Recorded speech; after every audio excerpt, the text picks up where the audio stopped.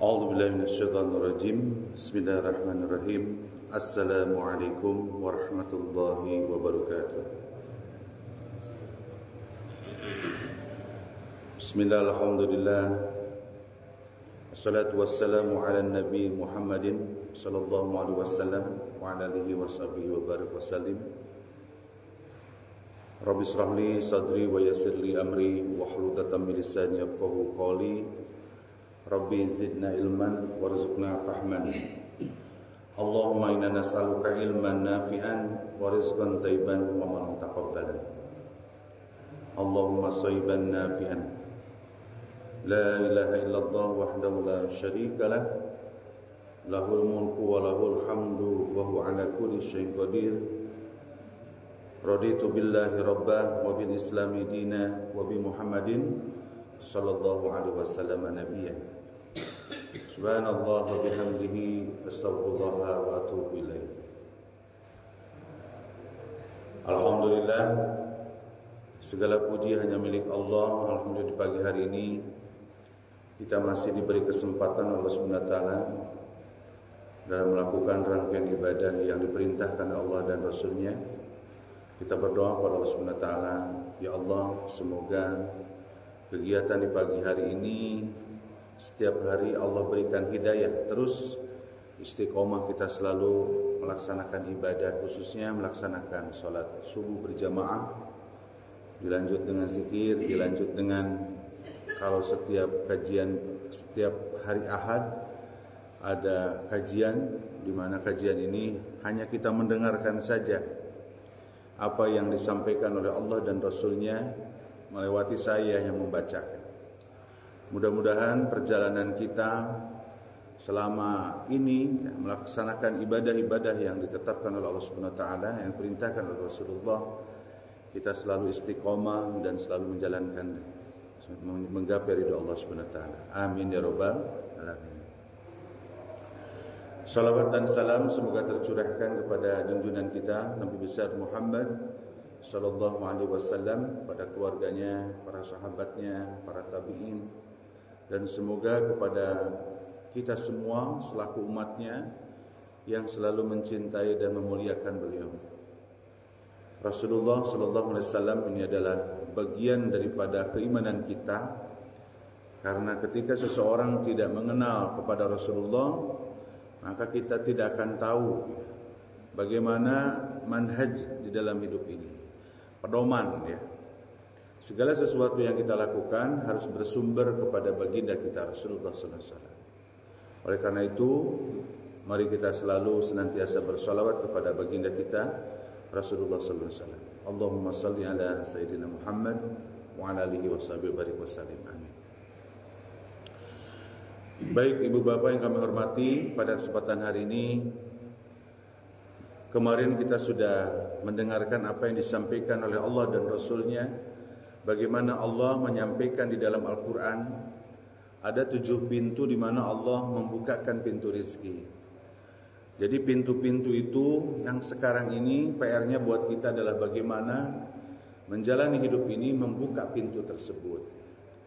Jadi kita harus optimis bahwa membukakan pintu rizki itu bukan hanya rizki itu adalah sebatas uang ataupun harta, tapi bagaimana rezeki itu adalah salah satunya yang terbesar kita istiqomah dalam menjalankan ibadah dan perintah dari Allah dan Rasul. Makanya perlu diingat ya, bahwa pintu-pintu itu harus kita bukakan. Sekarang kita sudah tahu bahwa bagaimana membukakan pintu itu.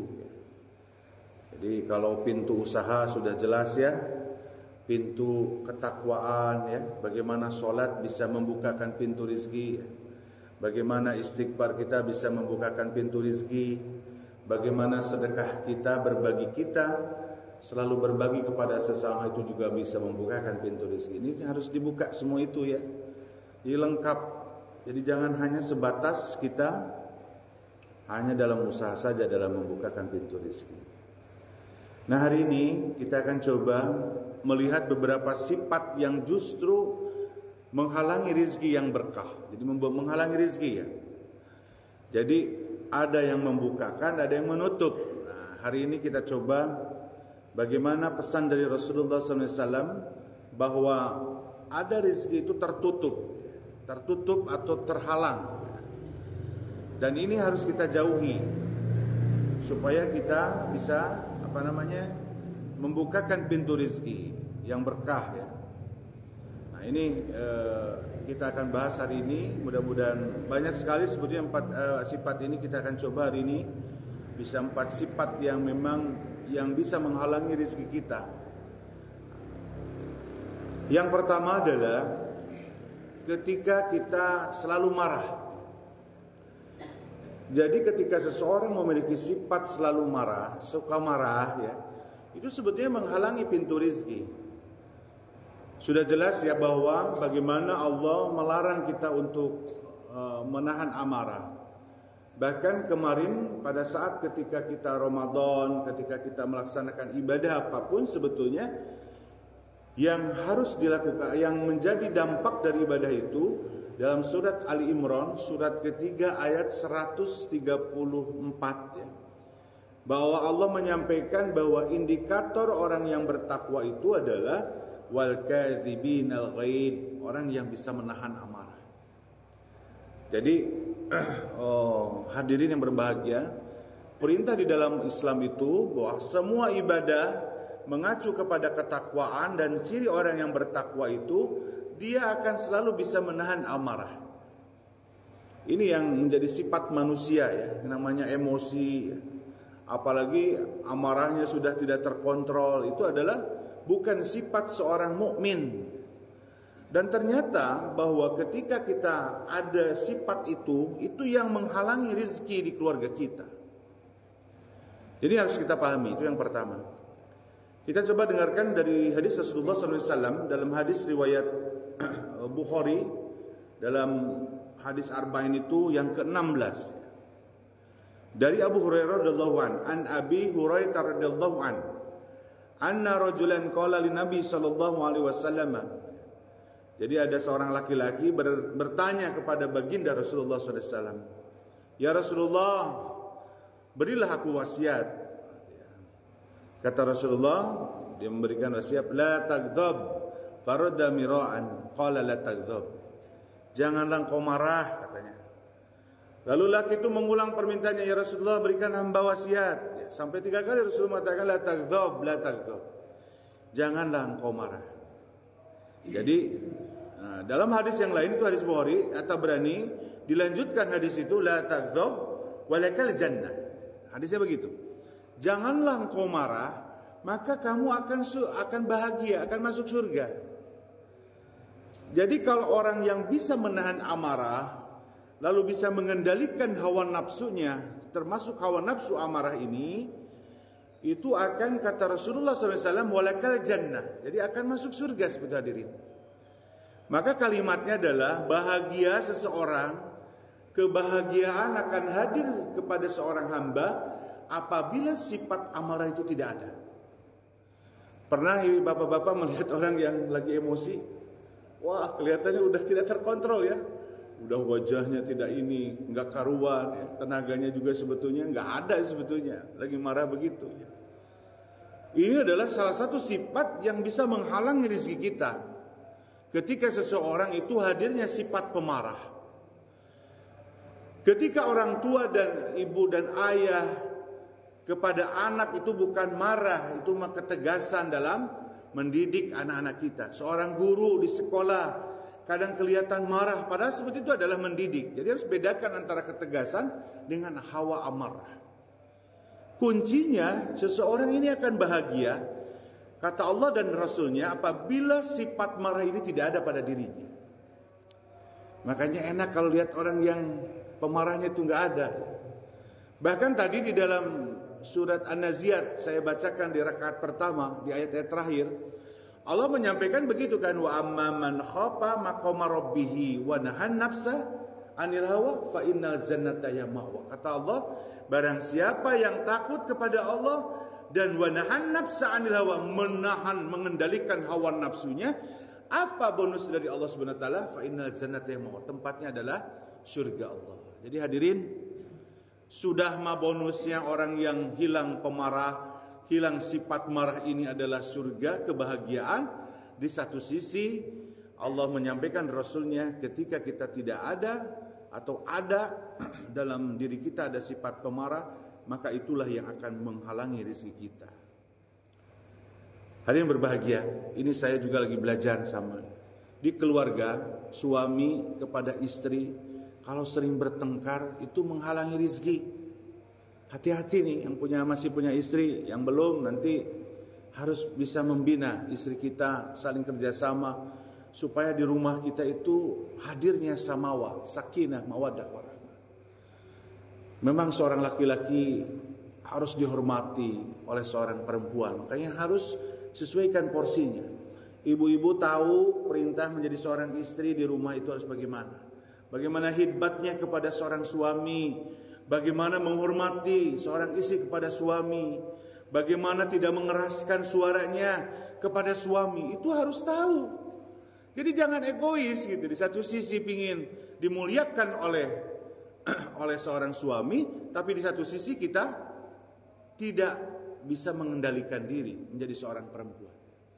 Di satu sisi seorang laki-laki juga menjadi target bagi kita, bagaimana kita menjadi seorang laki-laki yang bisa memuliakan seorang perempuan. Ini yang sulit nih. Kadang egoisnya seorang laki-laki nih ya, perlu dihormati, perlu bahwa dia dari yang mencari nafkah ya. Bagaimana dia menghidupi dalam satu keluarga, kadang muncul egoisnya. Nah, inilah yang bisa meredam sebetulnya bagaimana keluarga ini menjadi sakinah mawaddah warahmah, bagaimana di rumah tangga itu adanya hilangnya marah. Makanya banyak sekali sekarang ya ceramah-ceramah dalam TikTok bagaimana mendidik seorang anak ya. Bagaimana ketika seorang ibu ya, bahasa ibu, namanya bahasa ibu kepada anak itu gimana. Sekarang kan sudah banyak perubahan ya. Perubahannya ke hal-hal yang negatif ya. Seorang ibu ini cerewet ya, ke anaknya juga wah segala sesuatu, wah gitu ya, gak pernah diam mulutnya. Dan di TikTok pun ataupun di medsos pun sudah diberikan opini bagaimana seorang perempuan ya bisa mengatur di keluarganya, bagaimana seorang perempuan bisa marah kepada suami. Itu kan dibuatkan di dalam TikTok, konten-konten yang kadang kita kalau melihat itu menjadi kebenaran, menjadi melihatnya oh benar kalau gini ya. Nah, ini yang bahaya. Makanya hadirin, Allah di dalam Al-Quran sudah disampaikan tadi, wal kadhibinal ghaid. Orang-orang yang bertakwa itu bisa mengendalikan hawa marah. Dan orang yang bisa menahan hawa pemarah ini, maka Allah sampaikan adalah kebahagiaan. Jujur hadirin, saya pribadi kalau marah itu enggak bahagia, ujungnya menyesal sebetulnya ya. Makanya ayo sekarang di manage. Ternyata ketika seseorang menghilangkan sifat pemarah di dalam diri kita, itu akan membukakan pintu rizki. Setidaknya rizki yang Allah berikan adalah bahagia, tenang hati ya. Itu ya hadirin. Nah itu yang pertama. Tapi kita coba bagaimana Rasulullah memberikan kiat meredam amarah. Jadi ini hadirin, kalau kita sedang amarah, ingat nih, ada kiat-kiat yang dimana Rasulullah mengatakan kepada kita, kalau kamu marah, maka lakukan ini. Ini harus diingat nih, pesan daripada baginda kita. Yang pertama, kalau kita sedang marah, Rasulullah mengatakan bahwa, bahkan Allah menyampaikan di dalam Al-Quran, ketika kita marah maka membaca ta'awudz, berlindung kepada Allah Subhanahu wa taala. Makanya yang namanya a'udzubillahi minasyaitonirrajim, ini kalimat ini yang luar biasa sebetulnya. Bagaimana ketika seseorang itu berlindung kepada Allah Subhanahu wa taala. Makanya ketika saya menyatakan a'udzubillahi minasyaitonirrajim ketika mau ceramah, ketika mau jadi imam, dalam hati saya sampaikan kepada Allah, ya Allah, jauhkanlah dari sifat ria, pingin dipuji, pingin di alam ya. Ini yang harus kita lakukan. Allah di dalam surat Al-A'raf surat ke-7 ayat 200 itu Allah menyampaikan a'udzubillahi minasyaitonirrajim wa imma yunazza'anka minasyaiton naz'un fasta'id billahi innahu samiun alim. Jadi kata Allah, ketika kita diganggu oleh setan ya, yang menggoda kepada kita semua, maka perintahnya adalah fasta'id, maka berlindunglah kepada Allah. Berlindung kepada Allah itu dengan membaca ta'awudz ya. A'udzubillahi minasyaitonirrajim. Ya hadirin, kalau lagi marah itu langsung a'udzubillahi minasyaitonirrajim. Aku berlindung ya Allah. Coba kendalikan yang pertama itu ya. Meredam kemarahan kita, maka ada tipsnya yang pertama adalah membaca ta'awudz. Kita coba dengarkan apa yang disampaikan oleh Rasulullah SAW dalam hadis riwayat Bukhari dari Sulaiman bin Surad radhiyallahu an. Pada suatu hari aku duduk bersama baginda Rasulullah. Ya. Sedang dua orang laki sedang saling mengeluarkan. Dia melihat dua orang laki-laki sedang mengeluarkan kata kotor-kotor. Jadi lagi sedang berantem lah, ya. Jadi ketika sahabat Rasulullah Sulaiman itu dengan Rasulullah ya berduduk, lihat ada orang yang sedang bertengkar. Ya, di sini disebutkan warajulani yustabanin. Jadi kelihatan sedang saling mengeluarkan kata-kata kotor ya, satu sama lain. Karena kalau lagi marah itu kan biasanya kata-katanya itu keluar binatang ya. Gitu ya. Wah, pokoknya biasanya gitulah. Karena sudah emosi, sudah kita tidak dihargai, lalu kita meluapkan emosinya, biasanya kata-kata kotor itu akan keluar. Ini yang bahaya hadirin. Jadi yang disebut wala rofas ya, yang disebut perintah wala rofas, jangan kamu berkata kotor itu adalah perintah dari agama. Tapi pada saat marah, maka seseorang ketika marah itu pasti mengeluarkan kata-kata kotor. Ini yang jadi dosanya menumpuk. Sudah marah dosa, sudah mengeluarkan kata-kata kotor, nah itu adalah double marah ya Pak dosanya. Lalu salah satu seorang daripadanya telah merah mukanya dan tegang pula urat lehernya.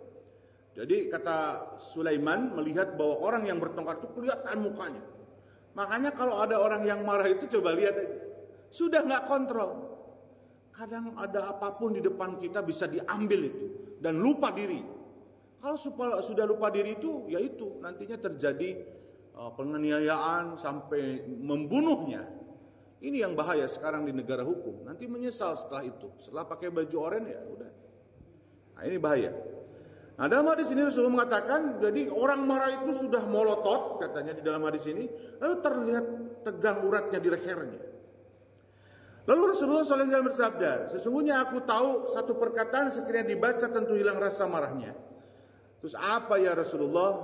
Maka Rasulullah mengatakan, a'udzubillahi minasyaitonirrajim. Jadi kata Rasulullah itu bisa menghilangkan rasa amarah di dalam diri kita.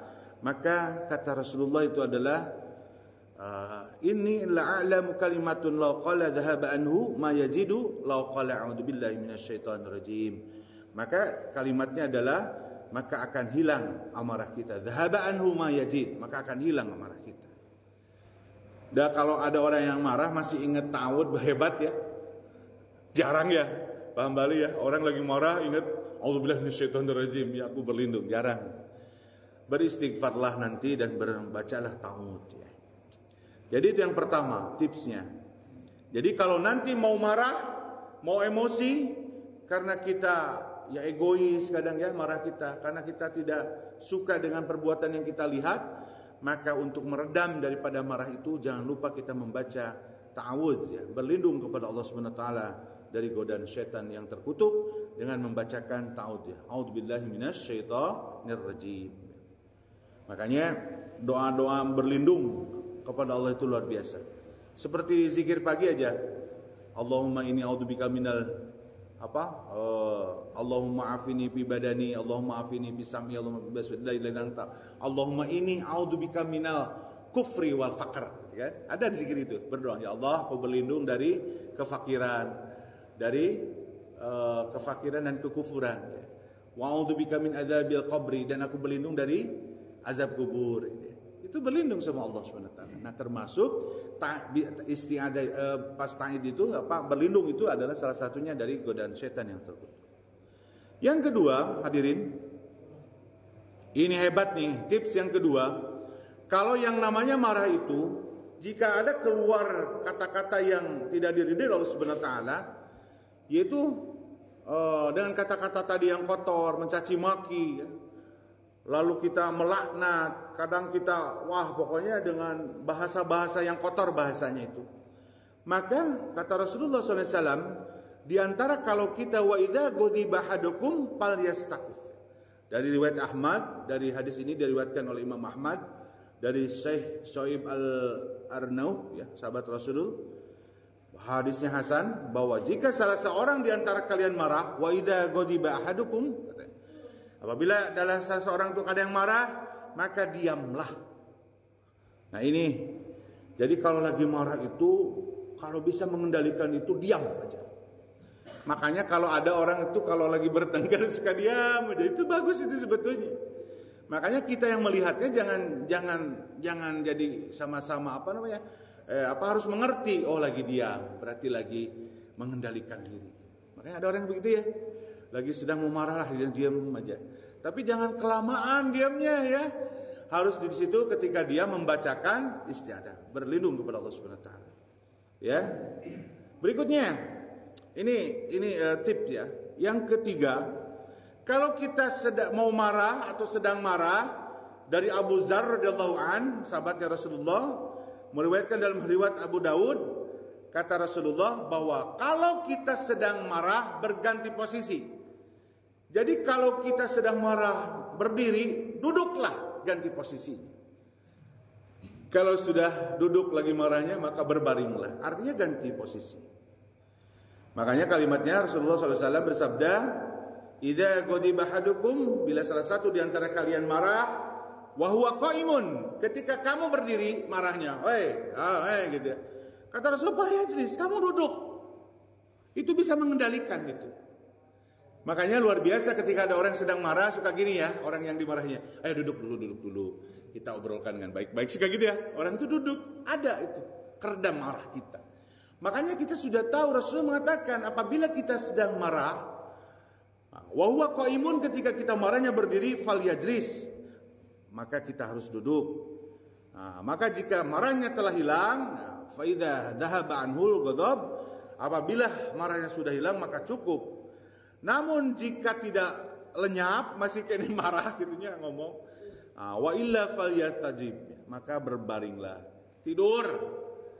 Jadi kalau lagi marah duduk masih tidak kendali, maka berbaringlah. Ini Rasulullah loh hadirin. Kita katanya mencintai beliau, kita patuh dan taat kepada beliau. Rasulullah ngasih tips bahwa ketika seseorang lagi marah, kalau berdiri duduklah, kalau duduk belum cukup maka berbaringlah. Insyaallah mudah-mudahan itu bisa menghilangkan marah. Yang keempat hadirin ya, maaf ya ini agak lama, tenang, ini ada konsumsinya. Pak Yana ada pisang ya, insyaallah segalanya ada, nanti juga ada tuh ya. Mudah-mudahan kita sambil ngopi. Hari ini alhamdulillah dapat rezeki ya pesanannya. Ya. Yang keempat, jadi tadi itu kalau marah itu pertama berlindung kepada Allah, yang kedua diam, ketiga berubah posisi, yang keempat ambil air wudu. Wah ini mantap nih. Kalau lagi marah langsung ke WC ambil air wudu atau ke tempat wudu. Ini mantap, itu bisa mengendalikan hawa nafsu kita, marah kita. Dari Atiyah As-Sa'di, ini Rasulullah. Kalau saya kan bagaimana Rasulullah menyampaikan pada kita. Hadis riwayat Abu Daud ya. Jadi kalau kita sedang marah, sesungguhnya amarah itu dari setan. Innal ghadaba minasyaiton, kata Rasulullah. Sesungguhnya marah itu dari setan. Jadi enggak ada yang disebut marah itu adalah sesuatu sifat yang benar, tidak. Kalau tegas itu bukan marah hadirin, hanya menegaskan aturan, tegas aturan. Ketika seorang APH, aparat penegak hukum di jalan tegas, ya itu mah sebetulnya menegakkan aturan. Kata Rasulullah SAW dalam hadisnya, wa inna syaitan khaliqum minan nar. Kata Rasulullah, kalau kamu sesungguhnya marah itu dari setan, dan sesungguhnya setan itu khaliqum minan nar, diciptakan dari api. Apabila salah seorang dari kalian marah, hendaklah fa idza ghadiba ahadukum falyatawadda, maka wudulah. Cobain gerak, lamun marah ke istri, ke anak, lagi emosi, datang ke tempat wudu, ambil air wudu. Kalau ngambil golok Pak, bahaya nanti. Nanti jadi ini kekerasan di rumah tangga, nanti jadi urusannya pengadilan. Jadi harus bisa mengendalikan, ambil air wudu. maka air wudhu itulah yang akan menyejukkan emosi kita. Hadirin berbahagia, coba tip ini dari Rasulullah. Ketika kita marah itu cepat gerakan kaki kita masuk ke tempat ada yang airnya, air wudhu, ambil air wudhu. Dan di situ Allah akan sadarkan bahwa ternyata marah itu nggak enak, hadirin. Nggak ada marah itu yang enak. Ya. Makanya harus hati-hati. Dan yang terakhir, ya, jadi ambil air wudhunya. Jarang ya ada orang yang lagi bertengkar langsung lompat ke masjid, ambil air, cakep lamun gitunya. Pasti reda itu, ya, amarahnya. Ya lagi ngomong-ngomong gitu, ya. Nah, ini tips yang terakhir, kata Rasulullah SAW itu, ketika kita sedang marah, nah ini agak susah memang. Ingatlah wasiat dari baginda Rasulullah SAW, dari janjinya Rasulullah SAW. Jadi ada bonus sebetulnya, hadirin. Barang siapa yang bisa menahan amarah itu, kata Rasulullah itu ada bonusnya. Ini hebat nih. Udah mah dibukakan pintu rizki, tidak terhalangi rizki kita, dapat bonus lagi dalam hadis ini. Hadisnya dari Mu'adz, ya, radhiyallahu an. Rasulullah itu bersabda, "Man kadzaba ghaidhan," barang siapa yang menahan amarahnya padahal dia mampu untuk amarah. Biasanya yang bisa marah itu atasan, ya, seorang laki-laki suami kan punya kesempatan untuk bisa marah. Orang kaya, ya, biasanya amarah-amarah ini kan yang punya kelebihan, ya. Kalau nggak punya kelebihan marah, kalau orang teh ketawa aja, ini marah nih nggak punya kelebihan dia gitu, ya. Nah, lalu nanti disebutkan di sini yaumal qiyamah, di hari kiamat itu, maka hatta yukhayyirahu minal khuri masya'a, maka Allah akan memanggilnya di hadapan para makhluk pada hari kiamat. Jadi orang-orang yang bisa menahan amarahnya itu Allah akan panggil nanti di yaumil qiyamah, dan itu adalah kemuliaan yang Allah akan berikan kepada kita semua. Ya hadirin, poin pertama adalah bagaimana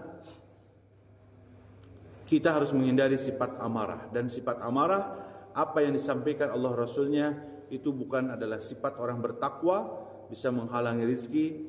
Dan Rasulullah pun dalam hadisnya sampai memberikan tips ketika kepada orang yang marah. Ya, itu yang pertama. Yang kedua, hadirin, yang bisa penghambat rezeki kita itu mudah tersinggung. Ini sifat manusia itu. Jadi kalau kita itu mudah tersinggung karena selalu melihat diri kita terlampau tinggi. Ya. Jadi ini biasanya sifat ini muncul pada diri kita karena kita merasa paling tinggi, merasa kita diberikan kelebihan. Benar gak? Orang yang mudah tersinggung kan gitu, ya. Jadi ketika kita tersinggung itu biasanya kita merasa. Nah, saya lihat di TikTok itu ada konten yang terkenal dengan nama Haji Mayung. Tahu Haji Mayung? Nah, kalau di konten itu seseorang dia pakai haji. Kalau ada orang lewat terus ngomong, "Pak, kamu ngomong Pak sama saya, Haji Mayung," gitu ya. Genep kali haji nage, karena saya konten, ya, konten. Artinya banyak orang tersinggung. Panggil nama saja bisa tersinggung. Ketika ada seorang dalam acara, ya, yang kami hormati, Bapak ini tidak pakai gelar saja, merasa diri kita sudah punya profesor, punya doktor gelarnya, lalu tidak disebutkan gelar itu, lalu kita tersinggung. Kan biasa begitu, ya. Orang tersinggung itu biasanya punya kelebihan. Ada kita lagi sedang kumpul-kumpul, ya. Terus ada orang yang mau datang, gitu kan. Dia orang kaya. Duduknya di belakang contohnya. Merasa tersinggung. Pinginnya dimuliakan, kan gitu, ya. Nah, kalimat-kalimat seperti itu. Kalau lihat orang di masyarakat itu begitu, ya. Banyak orang yang tersinggung itu ketika dia punya kelebihan. Makanya kelebihan inilah yang membuat jadi sifat orang itu tersinggung. Dan yang bahayanya ketika mereka mendapatkan kelebihan apa? Ketika dia memiliki sifat sombong. Jadi sudah kelebihan sombong. Kalau sudah sombong gampang tersinggung. Ini rezekinya gak akan bahagia, banyak kecewa, ya. Kalau orang sudah mudah tersinggung, maka banyak kecewanya. Karena keinginan ingin dipandang baik di depan manusia. Ya. Jadi sifat sombong akan muncul pada orang yang mudah tersinggung itu. Lalu yang kedua, ingin terlihat baik di orang lain. Ya. Maka ini sifatnya adalah riya. Ya. Makanya kata Rasulullah itu, yang mudah tersinggung itu pasti muncul sombongnya. Sombong itu dalam hadis, hadirin, selalu saya sampaikan ya. Yang disebut sombong itu kan dua. Al-kibru, kata Rasulullah dalam hadis arba'in itu, sombong itu yang pertama batarul haq, menolak kebenaran. Jadi orang itu kalau menolak kebenaran, itu sombong sebetulnya. Ketika orang mendengar azan berkumandang, kata Allah, hayyalas shalah, ya salat, hayyalah kita bahagia. Lalu dia tidak mendatangi atau tidak melaksanakan ibadah salat, sebetulnya sombong. Dia sombong kepada Allah Subhanahu wa taala. Tidak patuh dan taat kepada perintah. Jadi itu yang pertama, menolak kebenaran. Ketika ada aturan-aturan yang harus dilakukan lalu kita melanggar aturan, sebetulnya kita orang sombong. Dan orang sombong itu pasti sifat tersinggungnya ada pada dirinya. Dan yang kedua kata Rasulullah adalah waghadun nas. Orang yang sombong itu suka meremehkan orang lain. Punya harta meremehkan orang yang miskin, punya wajah ganteng meremehkan orang di bawahnya. Pokoknya orang sombong itu ketika diberikan kelebihan ngeremehin orang lain itu. Nah itu membuat diri kita sombong. Jadi yang disebut mudah tersinggung sifat ini hadirin, itu akan melahirkan sifat sombong, akan melahirkan setiap apa yang dilakukan itu ingin dipuji oleh orang lain. Riya. Kalau orang itu yang begitu, pinginnya begitu. Karena kecewa itu yang nanti akan dia dapat ya, dari tersinggung itu. Ya. Terus yang berikutnya bahwa ketika di orang-orang yang mudah tersinggung itu, jadi hatinya itu tidak lapang. Ya. Kalau orang hatinya sudah tidak lapang, hadirin, maka dia akan mudah tersinggung. Dia sempit hatinya. Makanya dalam surat Ar-Ra'd ya, Allah menyampaikan itu wan a'radha, kata Allah, wan a'radha an dzikri fa inna lahu ma'isyatan donka. Orang yang jauh daripada Allah Subhanahu wa taala, maka dia ma'isyatan donka, hidupnya itu akan sempit. Maka zikir itu bisa melapangkan dada, melapangkan hati kita. Salat itu akan bisa melapangkan. Orang yang sempit hatinya itu mudah tersinggung, betul ya? Orang mudah tersinggung itu tidak lapang dada, tidak bisa menerima. Kadang emosian. Nah yang munculnya nanti pada saat ketika kita tadi mudah tersinggung ya, ketika melakukan sesuatu pingin saja dilihat, pingin dihormati sama orang lain, pingin segala sesuatu, pingin ada pujian daripada orang lain, maka nanti yang muncul sifat berikutnya pada diri kita itu adalah mudah kecewa. Ini hadirin, sifat-sifat yang kita jelaskan itu menyiksa diri kita sebetulnya. Ya kan, betul nggak? Marah menyiksa, tersinggung menyiksa. Ya. Setelah itu lalu kita kecewa dan menyiksa diri kita, betul nggak? Siapa sih orang yang tidak tersiksa ketika seseorang itu kecewa? Pasti menyiksa diri hadirin. Ya. Jadi makanya sifat tadi yang tiga itu, mudah tersinggung harus hilang. Jangan marah, pemarah harus hilang dalam diri kita. Di manage ya. Dan yang ketiga adalah mudah kecewa. Jadi kecewa ini, aduh ya Allah ya Rabbi ya. Kalau kecewa itu biasanya Allah sampai menyampaikan di dalam surat Ali Imran, surat ketiga ayat 139 itu, wala tahinu wala tahzanu wa antum a'lau in kuntum mu'minin. Janganlah kamu lemah, janganlah kamu bersedih hati. Padahal kamu itu diangkat derajatnya, sesungguhnya kamu adalah orang-orang yang mukmin.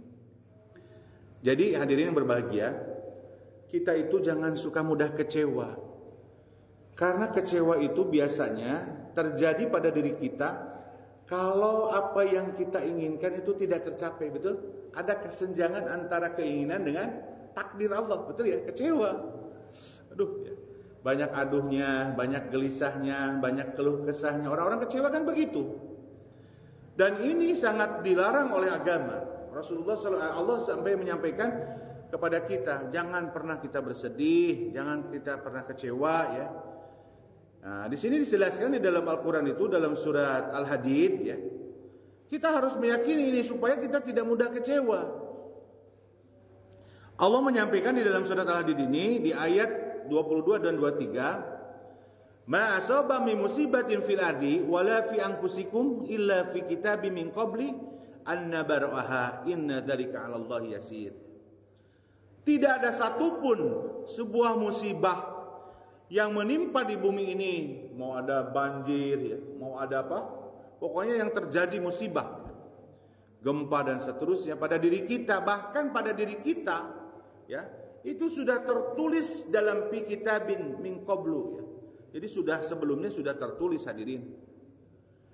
Tapi memang setiap musibah yang terjadi pada diri kita, setiap musibah yang terjadi di muka bumi ini, Allah pun menjelaskan di dalam Al-Quran bahwa itu semua terjadi karena perbuatan kita.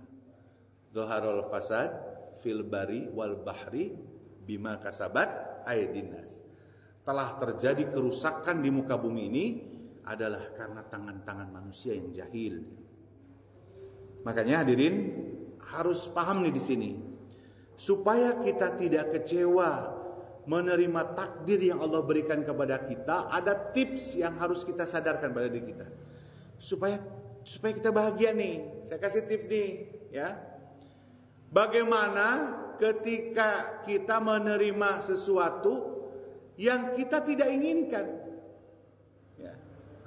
Simpelnya kalau kita sakit, kadang kan kalau kita sakit itu ujiannya luar biasa ya. Apa ujiannya? Antara sabar dengan keluh kesah itu tipis. Makanya ada tips ketika kita menghadapi sebuah masalah. Nah, hadirin ya. Tipsnya pertama gini, kalau kita lagi sakit nih contoh, atau kita lagi dapat musibah di keluarga kita. Tips yang pertama, kita harus sadar dan yakin bahwa setiap masalah itu datangnya dari Allah. Ma asabatu min musibatin illa biiznillah. Dalam Al-Qur'an itu, setiap musibah yang terjadi itu pasti dari Allah. Ya iyalah, kan Allah maha segalanya di dunia ini. Yang menyempitkan rizki, yang melapangkan rizki, itu adalah Allah. Maka yang pertama, kita harus yakin bahwa masalah yang terjadi pada diri kita itu adalah memang dari Allah. Dari Allah, kalau gitu dari Allah, Allah itu punya sifat maha penyayang kepada hambanya. Jadi kalau ada seorang ibu sayang pada anaknya, masih tidak ada apa-apa sayangnya Allah kepada hambanya. Ini gak yakin ya? Kadang cuma sakit itu sayangnya Allah ya. Nah, itu kan betul. Setiap musibah yang diberikan oleh Allah kepada kita, itu adalah sayangnya Allah kepada kita hadirin. Maka yang pertama yang harus diyakini, harus yakin dan sadar kalau masalah itu dari Allah, dan Allah itu adalah maha penyayang.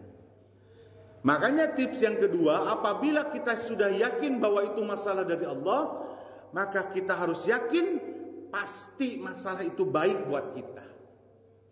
Cuma bedanya persepsi kita, masalahnya itu yang tidak sesuai keinginan, betul nggak? Sakit kan tidak sesuai keinginan. Apalagi kalau sakitnya tuh flu batuk ya, itu nggak bisa sehari sembuh, bisa seminggu, bisa berapa hari.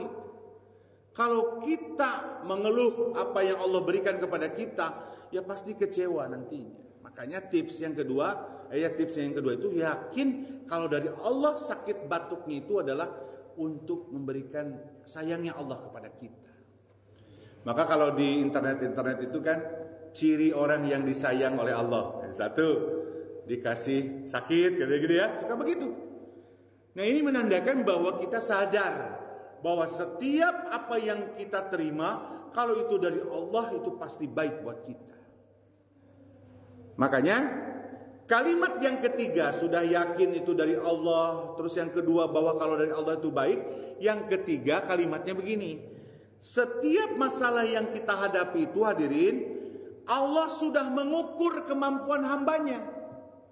Nih saya kalau dapat cerita ada orang teman saya, oh dia sakit kena kanker. Saya suka, Allah tuh menyampaikan masalah kepada teman itu dan memang temannya itu mampu menghadapi masalah itu. Belum tentu kalau ke kita, benar nggak? Kalau kita diberikan sakit begitu, apakah kita mampu? Kita harus yakin bahwa setiap masalah yang kita terima, kita yakin mampu. Kalimatnya dalam surat Al-Baqarah ya. Kalimatnya sudah dibacakan dalam zikir. La yukallifullahu nafsan illa wus'aha. Bahwa Allah tidak akan pernah membebani kepada hambanya kalau dia tidak mampu, dan pasti mampu menghadapinya.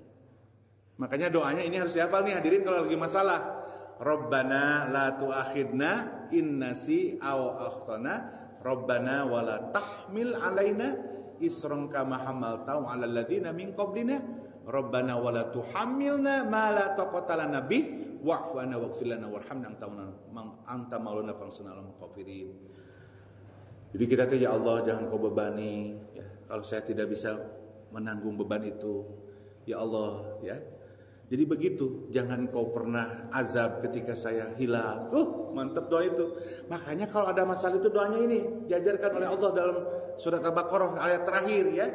Ini jangan sampai lupa itu doa ini, karena secara terjemahnya begitu. Ya Allah, jangan kau azab atau jangan kau hukum kalau saya salah.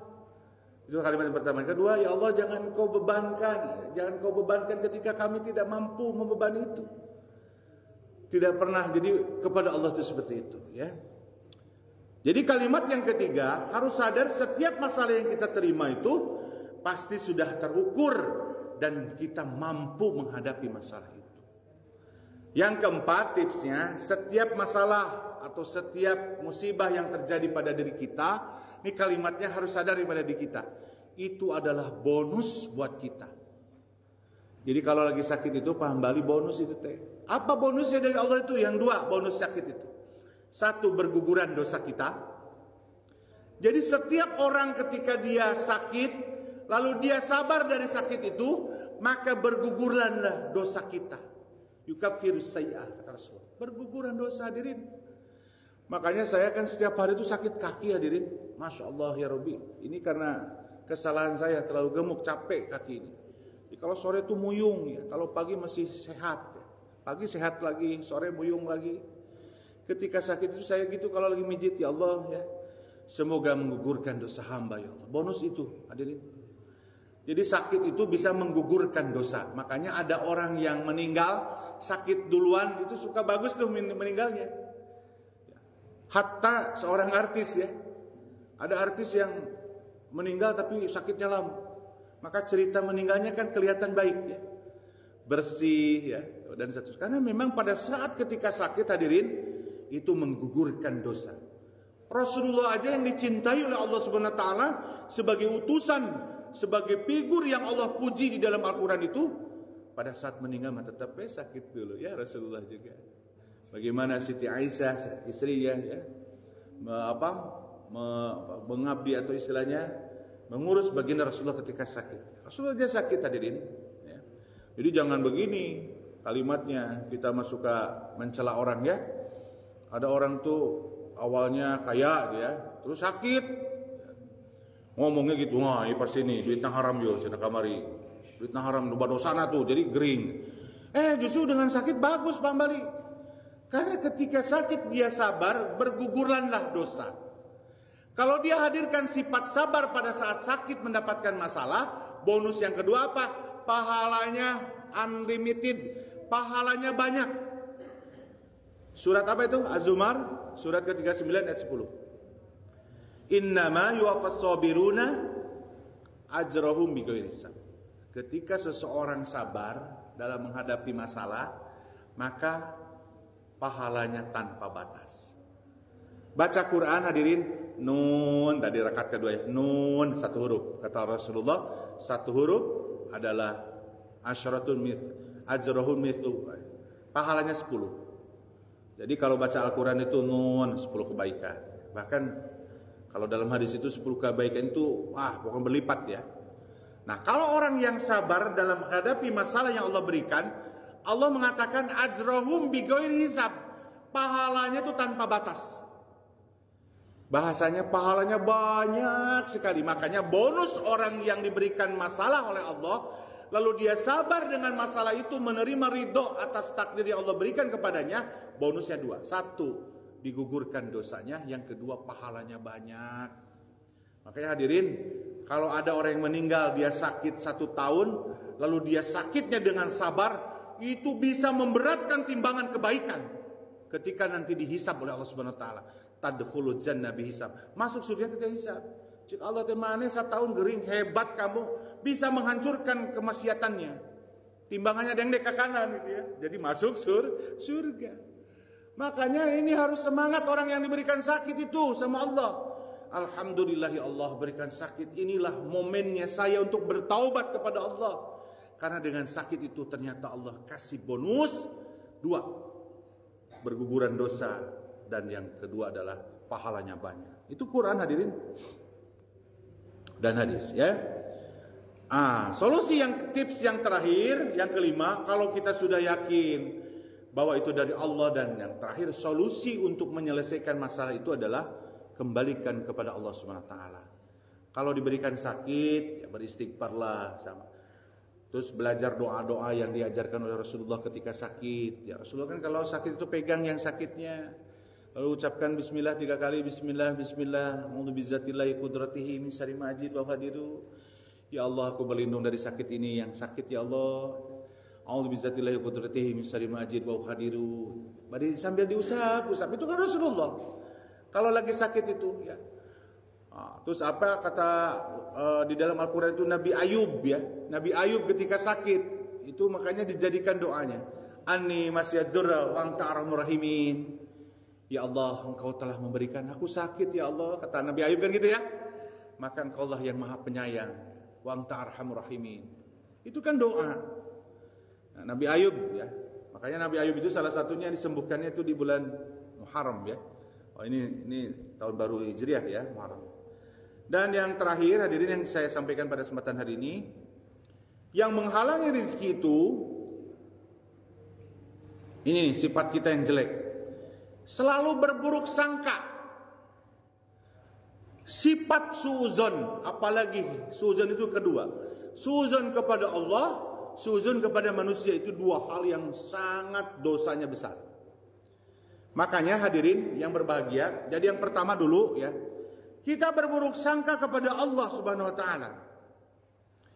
Tapi kita harus sadar dulu, Rasulullah mengatakan dalam hadis riwayat muttafaqun alaih, muttafaqun itu hadis Bukhari Muslim, dari Abu Hurairah radhiyallahu an, bahwa Allah menyampaikan kepada kita, ana inda dzanna abdi bi. Aku ini kata Allah sesuai dengan prasangka hambanya. Ini kalau dalam hadis qudsi itu gini. Kata Allah tuh, aku ini tergantung prasangka hambanya. Kalau hamba berprasangka baik, maka akan aku kasih baik. Maka kalau hambanya tidak berprasangka baik, maka akan aku berikan yang tidak baik juga.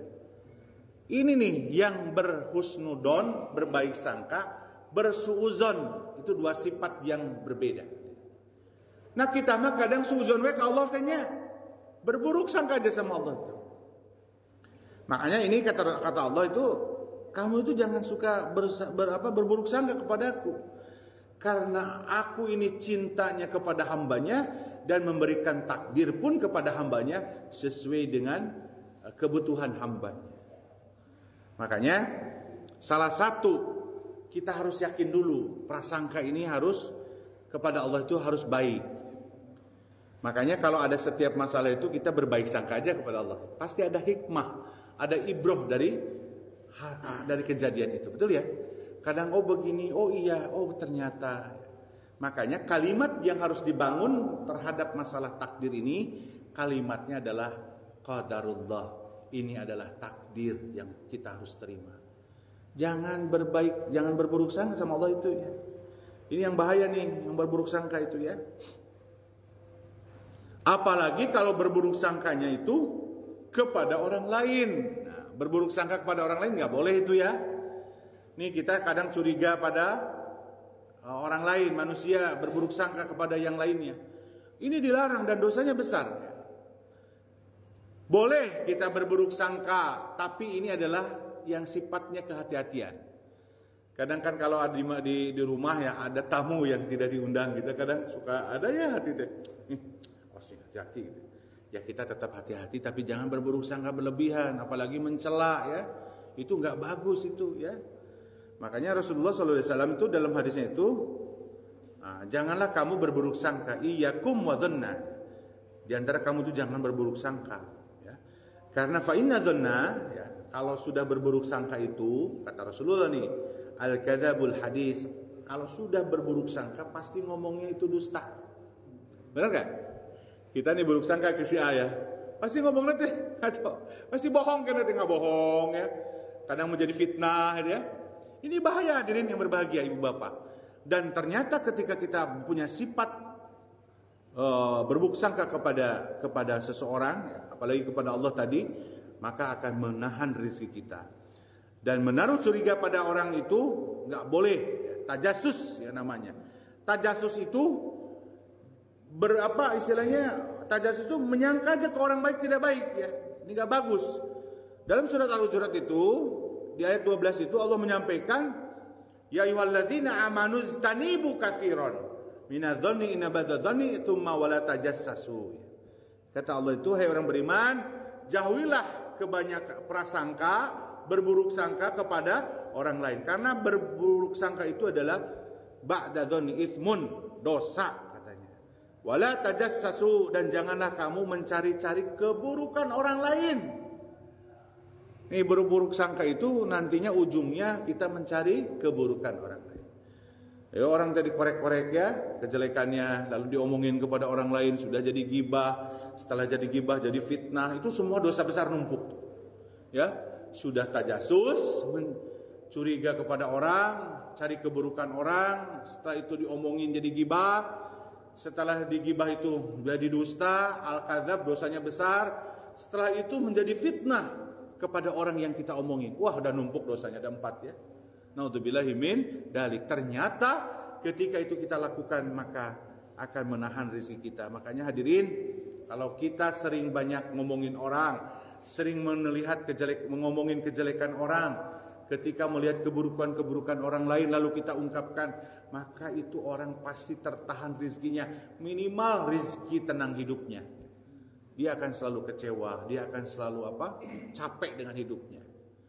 Dan capek hidup mikirin orang lain sebetulnya. Yang harus dipikirin mah kita aja. Hidup gaya hidup ya sesuai kebutuhan kita, sesuai kemampuan kita, jangan lihatin orang lain. Kalau sudah orang lain kepanasan nantinya. Makanya hindari sifat berburuk sangka. Apalagi tajassus. Tajassus itu mencari-cari keburukan orang lain, lalu menjadi omongan kita kepada orang lain menjadi ghibah, lalu nanti kita bohong dengan itu menjadi fitnah, dosanya numpuk. Kalau sudah numpuk begitu, dosanya menjadi banyak sekali. Hadirin yang berbahagia, itulah yang bisa disampaikan pada kesempatan ini. Sebenarnya masih banyak ya yang bisa menghalangi rezeki kita ya. Seperti banyakkan tidur dan seterusnya, itu banyak hadis Rasulullah mengatakan itu. Tapi ini adalah sifat-sifat yang harus kita hindari. Mulai sekarang bismillah, hapus tuh sifat pada diri kita. Yang pertama adalah pemarah, yang kedua mudah tersinggung, yang ketiga mudah kecewa, yang keempat selalu berburuk sangka. Sifat ini ayo bismillah hilangkan pada diri kita. Hadirkan sifat tawadu, kerendahan hati. Hadirkan sifat kasih sayang, rasa peduli kepada sesama. Senyumlah di raut muka wajah ini. Keberhasilan seseorang itu kepada sesama pada satu muka saja. Seorang istri berhasil menghadapi tantangan dalam berumah tangga cuma di muka saja. Siapa yang bisa mukanya hebat di mata Allah, maka akan hilang sifat-sifat tadi. Mudah-mudahan hadirin yang berbahagia, 4 sifat ini yang kita sudah bacakan pada kesempatan hari ini, mudah-mudahan ini terhindar dari diri kita, sehingga kita diberikan perlindungan dari Allah Subhanahu wa taala supaya sifat-sifat tadi itu terhindar atau tidak ada pada diri kita. Amin ya rabbal alamin. Demikian bisa disampaikan, mudah-mudahan bermanfaat. Mari kita akhiri dengan doa pada kesempatan hari ini dan diakhiri dengan doa kafaratul majlis. A'udzubillahi minasyaitonirrajim. Bismillahirrahmanirrahim. Allahumma inna nas'aluka ilman nafi'an wa rizqan thayyiban wa amalan taqabbalan. Rabbi ij'alni muqimas shalah wa min dzurriyyati rabbana wa taqabbal du'ana. Rabbana atina fid dunya hasanah wa fil akhirati hasanah wa qina adzabannar. Walhamdulillahirabbil alamin. Subhanakallahumma wa bihamdika asyhadu an la ilaha illa anta astaghfiruka wa atubu ilaik. Aqulu qouli hadza wa astaghfirullah wa lakum. Wassalamualaikum warahmatullahi wabarakatuh. Mangga tuh ada sajian, alhamdulillah. Yuk mangga ngarariung di itu Bapak ya. Itu udah pisangnya, caunya dari Payana ya. Ayo. Mangga situ. Terima kasih. Ki, punten Ki, bantu ini Di. Ada kopinya, mangga silakan.